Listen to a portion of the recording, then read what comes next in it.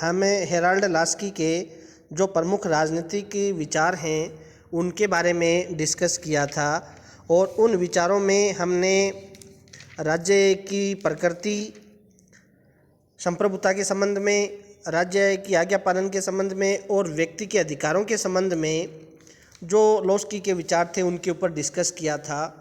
उसी क्रम को आगे बढ़ाते हुए आज के हमारे इस वीडियो में हमें जो लास्की के स्वतंत्रता, समानता, संपत्ति, पूंजीवाद, उदारवादी लोकतंत्र और मार्क्सवाद के संबंध में जो लास्की के विचार हैं उनको डिस्कस करने का प्रयास करेंगे। लास्की जो हैं वो व्यक्ति की स्वतंत्रता में गहन आस्था रखते थे, लेकिन स्वतंत्रता के स्वरूप के बारे में उन्होंने अपने विचारों को बार बार संशोधित किया। कभी कभी उन्होंने स्वतंत्रता के जो निषेधात्मक स्वरूप है उनके ऊपर बल दिया, लेकिन उनका जो मूल स्वार्थ था वो एक प्रकार से सकारात्मक स्वतंत्रता के पक्ष में था। लास्की ने अपने चिंतन का जो प्रारंभिक काल है उसमें स्वतंत्रता का जो सकारात्मक पक्ष है उसके ऊपर बल दिया और उन्होंने बताया कि स्वतंत्रता को आत्म उत्थान के लिए आवश्यक है और समान अवसर की प्राप्ति के लिए भी आवश्यक है। लेकिन कुछ समय बाद में उन्होंने राज्य की सत्ता और कानून की शक्ति को व्यक्ति की स्वतंत्रता के लिए एक प्रकार से खतरा मानते हुए स्वतंत्रता का जो नकारात्मक पक्ष है यानी जो निषेधात्मक पक्ष है उसके ऊपर भी उन्होंने बल दिया। अब लास्की ने स्वतंत्रता को एक प्रकार से प्रतिबंधों के अभाव की स्थिति के रूप में बतलाया। लास्की ने स्पष्ट शब्दों में कहा कि स्वतंत्रता से जो अर्थ है वो ये है कि उन सामाजिक परिस्थितियों के अस्तित्व पर प्रतिबंधों का अभाव जो आधुनिक सभ्यता में व्यक्ति के सुख की गारंटी के लिए अत्यंत आवश्यक हैं। इस प्रकार यह उल्लेखनीय है कि यद्यपि लास्की ने यहाँ व्यक्तिवादियों की तरह स्वतंत्रता को एक प्रकार से प्रतिबंधों का अभाव बताया, लेकिन उनकी स्वतंत्रता की जो अवधारणा है वो व्यक्तिवादियों की तरह पूर्ण रूप से नकारात्मक नहीं है। लास्की की स्वतंत्रता की जो अवधारणा है वो बाह्य रूप से तो नकारात्मक है, लेकिन अपने उद्देश्य और परिणाम की दृष्टि से लास्की की जो स्वतंत्रता की जो धारणा है वो सकारात्मक या भावात्मक स्वरूप ही उसका हमें दिखलाई पड़ता है। जब लास्की के चिंतन पर मार्क्सवाद का प्रभाव पड़ा तो उन्होंने अपनी जो स्वतंत्रता संबंधी जो अवधारणा थी उसमें पुनः आवश्यक जो परिवर्तन है या जो बदलाव हैं वो किए। उन्होंने स्पष्ट शब्दों में ये बताने का प्रयास किया कि प्रत्येक समाज के कुछ आधारभूत उद्देश्य या हित होते हैं जिनके बारे में सभी व्यक्ति सहमत होते हैं और इन सामाजिक उद्देश्यों या हितों की साधना में ही प्रत्येक व्यक्ति की स्वतंत्रता है वो निहित होती है। लास्की का यह निष्कर्ष है कि ऐसे सामाजिक उद्देश्यों अथवा हितों की प्राप्ति के लिए लगाए गए प्रतिबंधों को स्वतंत्रता का अंत नहीं कहा जा सकता। इस प्रकार यहाँ वह मानता है कि स्वतंत्रता है वो प्रतिबंधों सहित होती है, किंतु उसकी शर्त यह भी है कि ये प्रतिबंध जो हैं वो सामाजिक उद्देश्य की पूर्ति के लिए लगाए जाने चाहिए और इन पर नागरिकों की सहमति है वो भी प्राप्त करनी चाहिए। इन प्रतिबंधों को सामान्य व्यक्ति या जो शासक है उस पर समान रूप से लागू किया जाना चाहिए। और यह भी उल्लेखनीय है कि लास्की ने 3 प्रकार की जो स्वतंत्रताएं हैं उनका उल्लेख किया है: व्यक्तिगत स्वतंत्रता, राजनीतिक स्वतंत्रता और आर्थिक स्वतंत्रता। समानता की यदि बात करें तो लास्की के जो राजनीतिक चिंतन है उसमें समानता की जो धारणा है उसका विशेष महत्व है।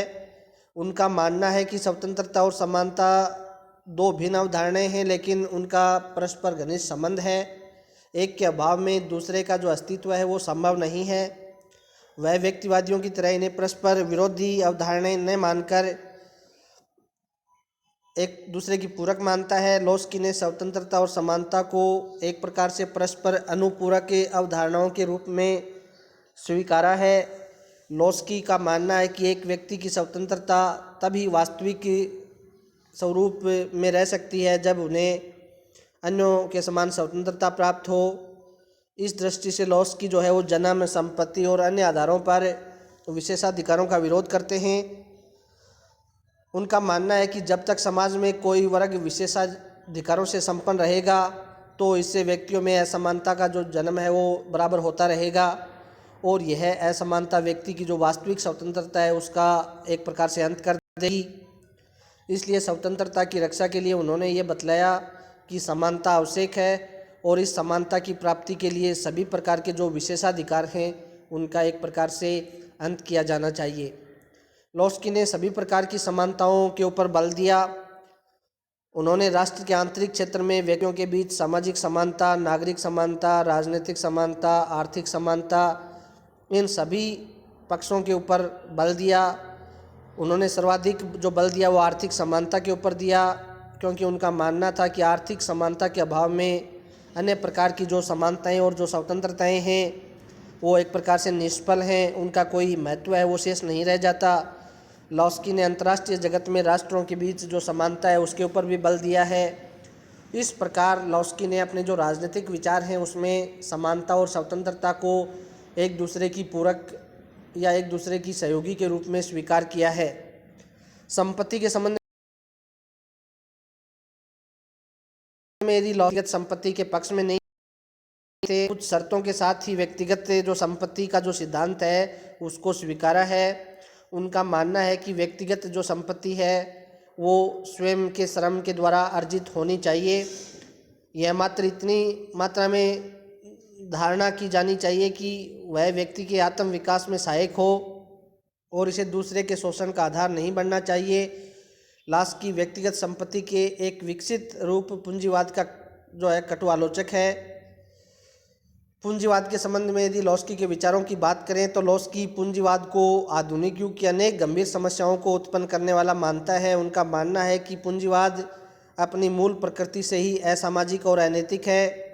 पूंजीपति वर्ग अधिकतम लाभ के लिए सामाजिक हित की उपेक्षा करता है।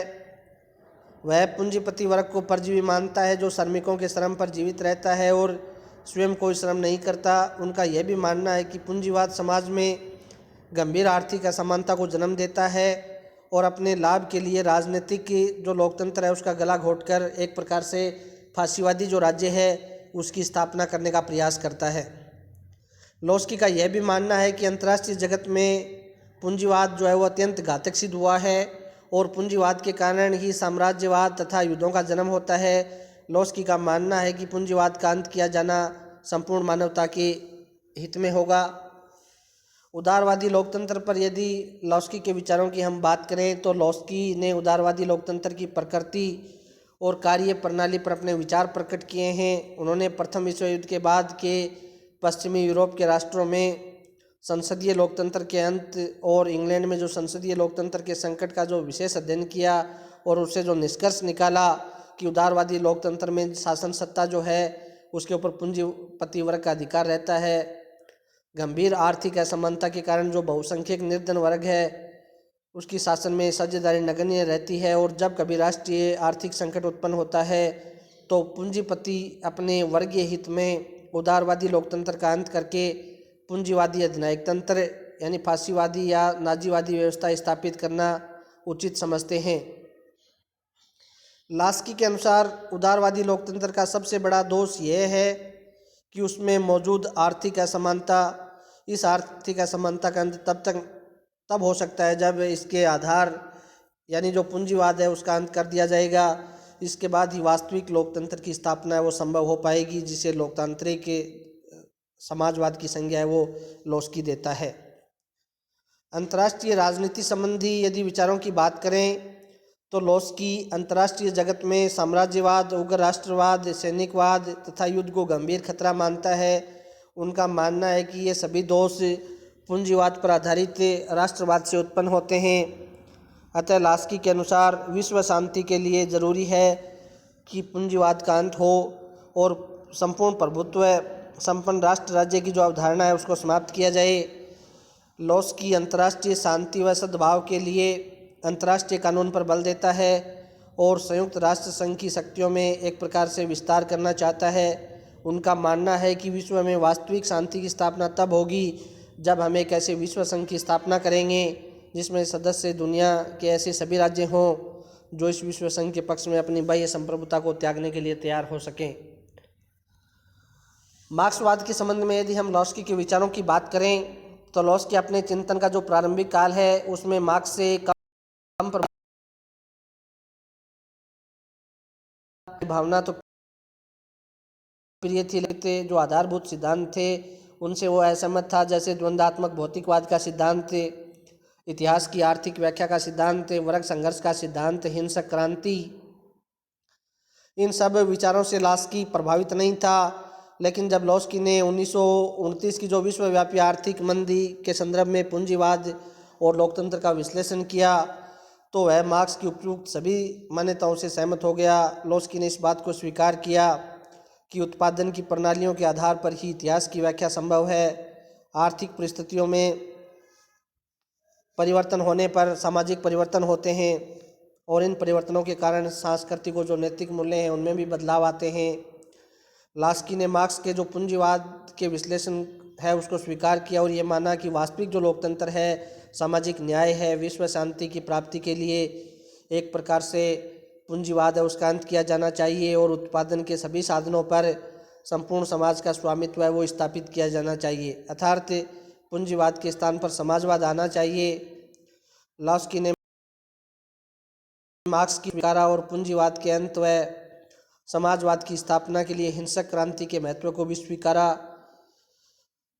लॉस्की का मानना है कि इस परिवर्तन के लिए पहले संवैधानिक साधनों को अपनाया जाना चाहिए और उनके असफल होने पर ही हिंसक क्रांति के साधन की शरण ली जानी चाहिए।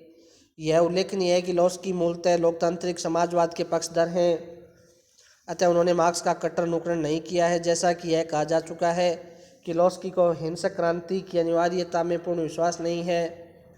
इसके अलावा उन्होंने समाजवादी क्रांति के बाद जो सर्वहारा वर्ग की तानाशाही के सिद्धांत से पूर्ण एक प्रकार से असहमति प्रकट की थी। लॉस्की को व्यक्ति की स्वतंत्रता से इतना अधिक प्रेम था कि वह समाजवाद के नाम पर किसी भी प्रकार की तानाशाही का विरोध करता था। वह मार्क्सवाद में निहित जो आक्रामकता व विस्तारवाद है उसका भी एक प्रकार से विरोधी है।